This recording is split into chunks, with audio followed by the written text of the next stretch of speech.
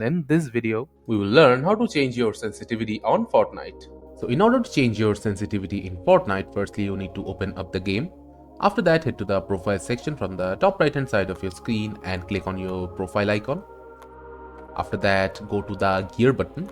It will take you to the settings menu. From here, click on the mouse and keyboard icon at the middle of the table. In here you will find the sensitivity of your mouse. Now from here you can change the sensitivity of your in-game movement.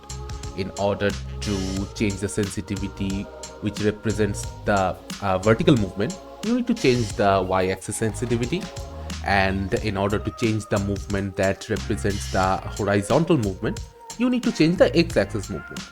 Targeting sensitivity refers to when you right click and target a weapon at the enemy.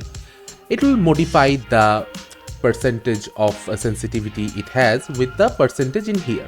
And the scope sensitivity as well is when you are sniping an enemy, it will modify the percentage of the sensitivity. Building and editing sensitivity are respectively when you are building and editing, and the first person mode sensitivity refers to the new ballistic mode.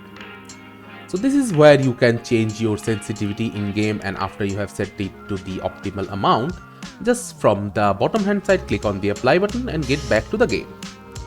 Also keep in mind, the lower your X and Y sensitivity are, the more precise your movement and aiming will be, and the higher your sensitivity is, the more it will be inaccurate.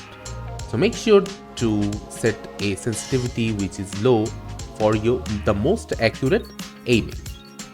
After changing your sensitivity and getting into the game, you will feel that your aiming has been a little different from before, and you'll need to get used to it and give it some time. So this is how you can easily change your sensitivity in Fortnite. Thank you for watching. Subscribe to our Topical Talks channel for more videos.